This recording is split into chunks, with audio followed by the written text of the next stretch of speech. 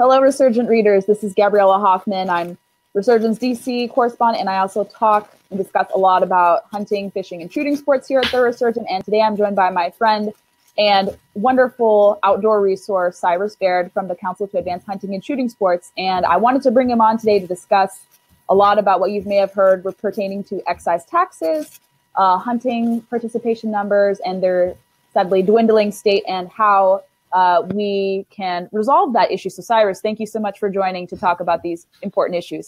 Yeah, absolutely. Thanks for having me on.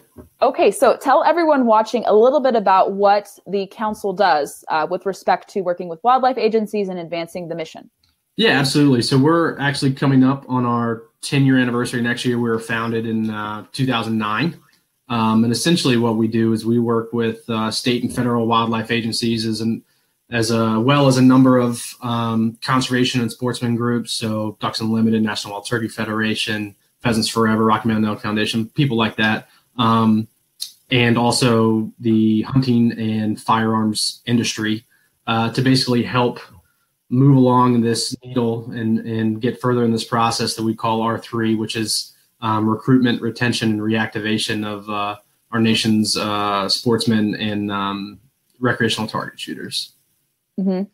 And yeah, you've clued me in on this, and Cyrus will certainly explain a little bit more as the interview proceeds. But for those of you who do hunting, fishing, or shooting sports, this is a very important program and initiative. And Cyrus is certainly going to elaborate more. But a group like his does a lot of stuff behind the scenes, so I thought it was pertinent to bring him on to discuss it. So, and I'll include links for everyone watching below how to learn more about it. But that's a very good elaboration of what your organization's mission statement in terms of what you guys do. But I want to kind of first start off, obviously not to bring so much of politics into this, but there was an interesting, obviously in wake of the Parkland shooting, there's a lot of discussion about companies, particularly REI, saying they're going to divest with certain companies that are affiliated with Vista Outdoors, which is a big outdoor company, because they have stock, I guess, in Savage Arms, and they make AR-15s. And kind of the crux of it, ignoring the fact of the Parkland shooting per se, but why they're being targeted more so is the fact that obviously it's firearms, but what REI and some of those other groups are failing to understand is the importance of excise taxes that come through expenditures related to shooting sports, hunting, purchases of firearms, rifles, things of that sort. So could you elaborate a little bit for those watching why that move is not necessarily good for conservation, and explain a little bit more about how excise taxes work and operate? Yeah, I'd love to. And you know, within our community, I think it's pretty well known that hunters are the best conservationists, and we're the ones, you know, we're not pounding our chest when we say that, but we're the ones footing the bill for a lot of the conservation funding that goes on throughout the United States. So essentially what you're referring to is something that was passed all the way back in 1937. And there was almost a reactionary effort back then. There was a lot of market hunting that was still kind of going on, and basically sportsmen said, you know, in order to preserve our lifestyle and to be able to pass on what we love to future generations and to really grab a hold of conservation efforts in America, we need to find a way to fund this. And so basically, if whenever you buy a shotgun or a rifle or a pistol or ammunition, I mean, there's tons of things that are taxed basically through the Pittman Robertson Fund. And there's a similar excise tax on the fishing and boating side too. But any time that you purchase one of these things, that money is a 10% excise tax, gets taken off the top and get put into a pretty large pot at the federal level. And then that money is appropriated out to all 50 states and territories based on a formula on how big your state is and how many hunters you have in your state. And I wrote down, I just wanted to make sure I got the number right. Just last year alone, these are numbers for 2017 that was apportioned out, $708 million that were apportioned out. And these monies are going to state fish and wildlife agencies to do on-the-ground conservation efforts. So it's not necessarily money that's being pumped directly back into hunting. Now, obviously, a lot of hunting relies on good habitat and a good population of the species. And, you know, as hunters, we care about conservation, like I said. But like I said, I think it's a kind of not a widely known fact that hunters do foot the bill for conservation, and part of that has been on us. We haven't been really good about telling that story, but a lot of it too is the politics of it, and people maybe don't want to think that hunters could care about the animals that they're pursuing and killing, and so that kind of mentality gets in the way too. Mm-hmm. No, and we've had discussions offline about how we can help bridge the gap, but certainly this move from REI and similar Patagonia type organizations is certainly not helping. So hopefully we can bring them back to the table if they're open to it. The instance you're referencing with Vista, mm-hmm. and we have a great relationship with Vista, and Ryan Bronson and those guys at Vista are doing really good work. And he'll be the first to tell you down to the cent what they pay in PR funds every year. Mm-hmm. And last year alone, they paid $87 million. Just them. That's one organization. And, I truly believe that REI and groups like Patagonia and stuff like that, I don't think they're sitting on all their money. I think that they give back a lot to conservation in the community and stuff like that. But to kind of single those guys out when they're doing a lot of good work was kind of frustrating. Yeah, it doesn't help the conservation angle and especially conservation efforts. And I think there was a great outdoor life piece that talked about it. I didn't fully agree with it, but I thought it touched upon the efforts. Like I think he made the conclusion. I think it was Andrew, the gentleman's name in the outdoor life article, that we shouldn't get divided over slight differences and that there should be more understanding as to why certain excise taxes that come from rifles, handguns, and other tools that are used for hunting and self-defense go back to conservation efforts. So like you mentioned earlier, I don't think that conversation is had and that understanding is had. So that's why organizations like yours are trying to help remedy that problem. So well, I know that we had talked about it a little bit last week when I posted kind of my frustration about it online. And, there are some people in our community that don't want anything to do with the REIs and the Patagonias and stuff of the world. But I truly believe that, like you were saying, that, a house divided cannot stand and fall. And we need to be better ambassadors to them and be proactive about reaching out to them about stuff like this and the amount of, the contributions day in and day out that sportsmen and women make across the country. If we just sit there and pound our chest and say, no, we're the ones that pay for conservation. You guys don't do anything. And you're kind of freeloading on the backs of the stuff that we're doing. It's just not a good relationship. So I think this is a perfect example of a situation where we can reach out to kind of that sector of the community and tell them why we think we're important and how they can help us and how we can help them. Yeah. And unfortunately, I mean, there are extremes on both sides, but it's sad that I would say like on the more biker outdoor recreation angle, they don't really take a vested interest. And I mean, we know politically kind of where a lot of them stand, but some are pretty malleable and can be open-minded. So yeah, it doesn't matter. It's just a matter of them being open-minded to hearing that, because I understand a lot of them maintain reservations. It's unethical. Like, how could you kill this? How could you harvest an animal? So just a matter of them coming to the understanding that it's better to ethically kill or hunt rather than, let's say, like raise, I don't know, farm raised or something like that. So I think, you guys are doing a good job trying to illustrate that it's not just like people have bloodlust to do this. It's actually out of, you're paying into it. You're taking your lot. Actually, I heard a very good phrase. What was it? It was, it started with an E, but I forget what it is. Oh, essentialism. There we go. Someone talked about, I believe I saw this about essentialism and how you're not taking your whole lot. You're just taking a portion that you directly contribute to, and the legal limit. And that's why all the wildlife agencies talk about you pay a certain license fee, what you can get each season.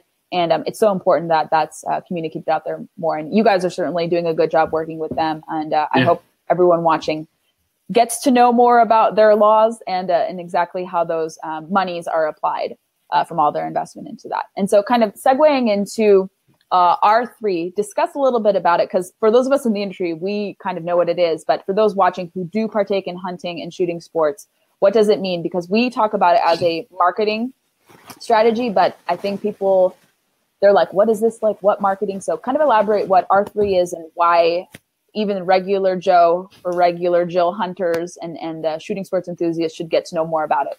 Yeah, absolutely. And R3, again, it stands for recruitment, retention, and reactivation. And it's not necessarily a new concept. Like you said, it does involve a big aspect of the marketing.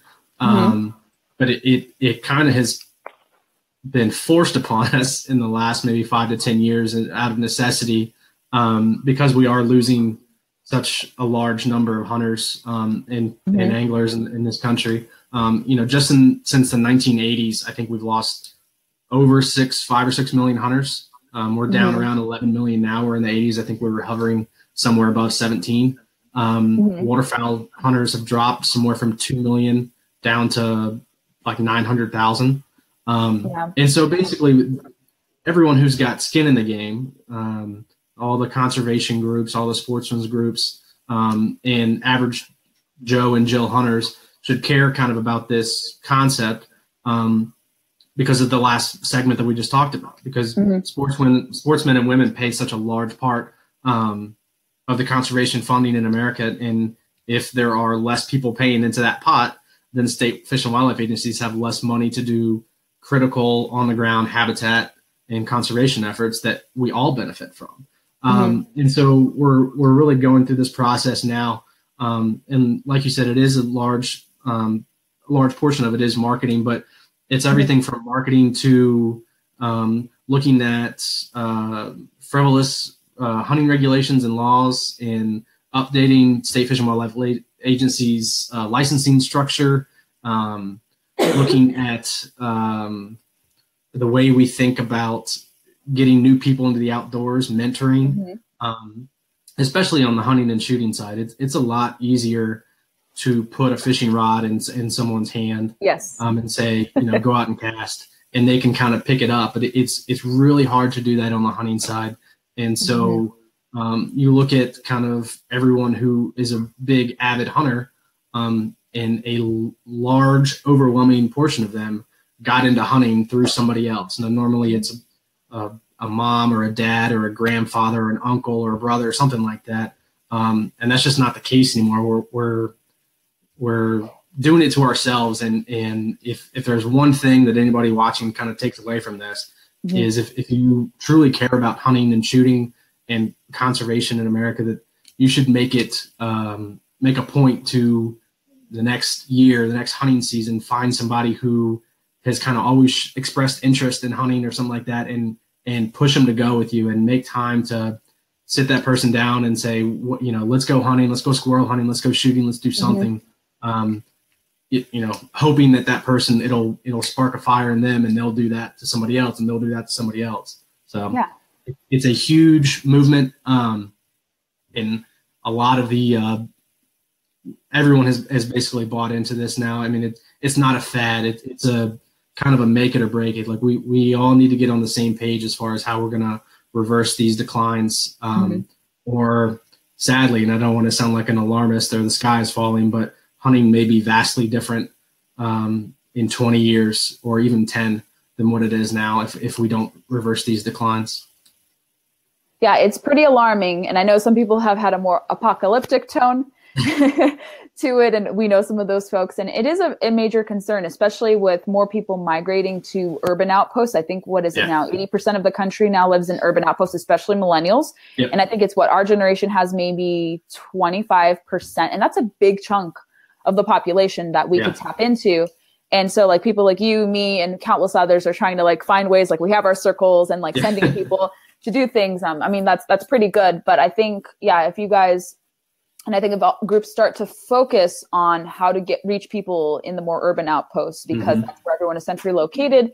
And our friends at Outdoor Access are trying to do that. I know the state wildlife agencies here in Virginia, they're doing a fairly decent job. And RBFF, the Recreational Boating and Fishing Foundation. So people are understanding, but it's just a matter of, I know some older people are like, well, I don't know about the urban outposts. Like everyone hates our lifestyle. I'm like, not everyone does. And it's a matter of reaching out to them. So hopefully a priority can be maybe increased outreach efforts in urban outposts. So I think people are getting the hang of it and understanding that. So I think that's hopefully optimistic.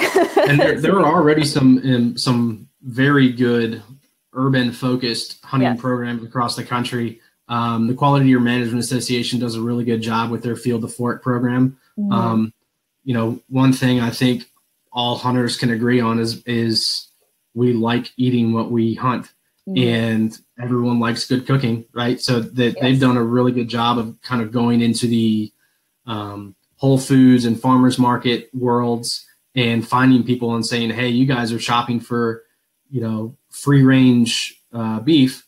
Let me show you how you can get your own free range meat, and we'll show you how to cook it, and we'll pair it with wines. We'll pair it with, a local beer and stuff like that, and make a whole experience out of it. And I think that's something we need to look further into, the kind of the locavore movement. And it's really booming, but any avenue that we can approach or anything that we can try that could help, we need to exhaust all efforts.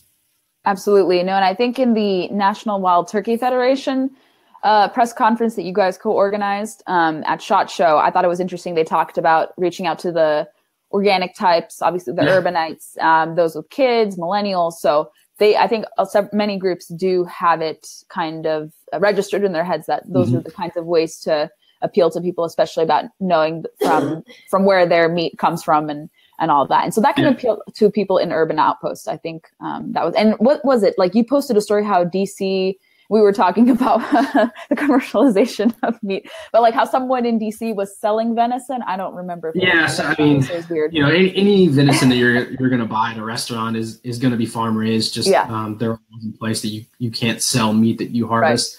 Right. But yeah, like, the DC restaurant scene, people will pay obscene amounts of money for ridiculous stuff. And, they were charging, I want to say it was like $60 or $70 a pound for venison. I'm sitting there trying to do the math in my head. I was like, I'm sitting on a gold mine right now in my freezer, and this is all stuff, and I've got a lifetime hunting and fishing license here in Virginia, but it's like $24 or $25 a year for your deer tags. So, if you're into venison and you're into kind of locally sourced food, $25 and you can kill 5-6 deer a year. That's awesome. That's an awesome, exchange instead of buying venison in DC for $60 a pound. That's very true.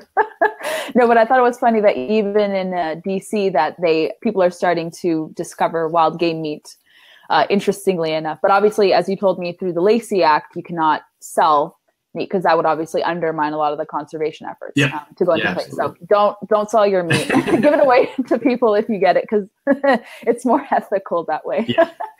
And so, Cyrus, before we go, I want to ask you two quick more questions. So you and I have talked about some upcoming legislation. So what should people be looking out for in terms of conservation-minded bills? And then talk a little bit about the R3 symposium you guys are organizing in Nebraska. Yeah, absolutely. Bringing back the first topic we talked about with the Pittman-Robertson Act. There is a piece of legislation right now in both the House and Senate. In fact, we just had a hearing on it in the Federal Land Subcommittee 2 weeks ago. And basically what this legislation would do is allow state fish and wildlife agencies to use portions of their PR funds that they get every year for a lot of these efforts that we've been talking about. So a lot of the marketing efforts and the outreach efforts, and basically taking our story that we talked about at the very beginning that not a lot of people know, that everyone should know about. It's the greatest story never told, and being able to relay that to their constituents in their state. You can do this on the fishing side through the Dingell-Johnson Act. There's a provision in the Dingell-Johnson Act that was passed in the 50s that allows state fish and wildlife agencies to use portions of their Dingell-Johnson money to promote fishing and promote boating. And you see the results. The fishing has been declining a little bit since the 80s, just the same time that the hunting has declined drastically. But if you look in the last maybe 5 to 10 years, they're on an uptick, and a lot of that has to do with being able to reach out to the masses and talk about fishing. So basically, this legislation, it's House Resolution 2591, and then in the Senate, I think it's 1613. It's a Congressional Sportsman's Caucus approved bill. it would allow state fish and wildlife agencies to use portions of their PR funds to basically tell their constituents about hunting and shooting and all the great work that they're doing, in hopes that they'll bring in more hunters and shooters and kind of grow that pot of funding for conservation efforts, so everybody wins. Mm-hmm. And then the R3 symposium that you talked about, we're kind of at this great inflection point in our community. The Council of Advanced Hunting and Shooting Sports a couple years ago worked on this national strategic plan that we call the National Hunting and Shooting Sports Action Plan.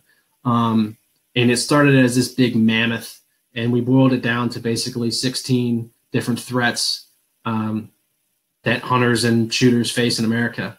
And our board ratified that document in October of 2016. And so now we were kind of faced with this what next mentality of where are we going to go and what direction are we facing.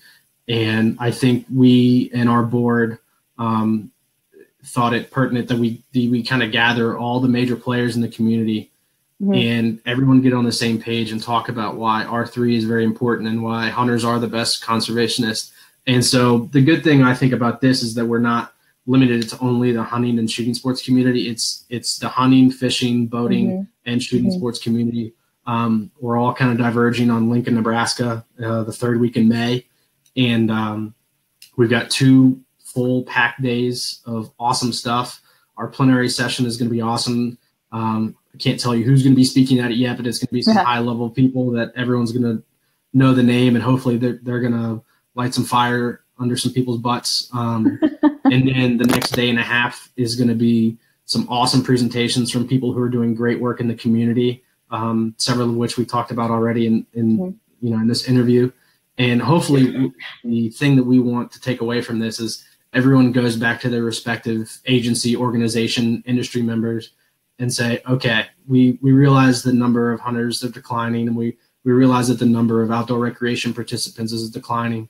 Let's all get on the same page and work towards a common goal, mm-hmm. and reverse these trends. And, hopefully it will work. It's just a matter of how we get there. Mm-hmm. That's all very true and very important. And we've had this discussion a long time, and I'm glad I'm involved somehow, some little portion, and I try to put it out here on the Resurgent and then just amongst the groups and clients and all that. Mm-hmm. So I know it's so important, and I hope more people catch on to all of what you guys are doing. And so I've included links to the website. So the website is the best way, social media is the best way for people to connect with you all. Yeah, absolutely. Okay, you can find my contact information on our website. You mm-hmm. can follow us on Facebook and on Twitter. Mm-hmm. And, if you are listening and watching and you are in the hunting and shooting sports community and you want to learn more about R3, email me directly. I'll tell you about our national community that we have. It's a kind of a professional Facebook or LinkedIn, if you will, for people mm-hmm. who are working in the R3 space. And it's great. And I'd love to help anybody connect to it. Absolutely. I'll include resources for those who are interested to connect with you, Cyrus, but we appreciate your insight and wisdom into this, and I appreciate your friendship and guiding me in all this too, because it's, with being involved, you sometimes don't know all the nuances, and I think it is important to know and to be up to speed about how to resolve certain issues we see and what we can do tactically. So I appreciate you coming on, talking a little bit about what you guys do and some initiatives you're working on, and obviously R3. So I hope this is a good takeaway. And for those watching, you guys do get involved, because Cyrus's work and the work of his group is very important for helping reverse this course, this downward trend of outdoor participation with respect to hunting and shooting sports. So thank you, Cyrus. And hopefully I'll see you soon in a few weeks down in Richmond. Yeah. Turkey season's coming up. So let's I know. Yes, you'll have to show me the ropes for that. But for those of you who watched, thank you. And I'll put links for you guys to connect with Cyrus very soon. This is important, and we're going to talk more about this here at the Resurgent very soon. So take care. Thank you, everyone. See you. All right.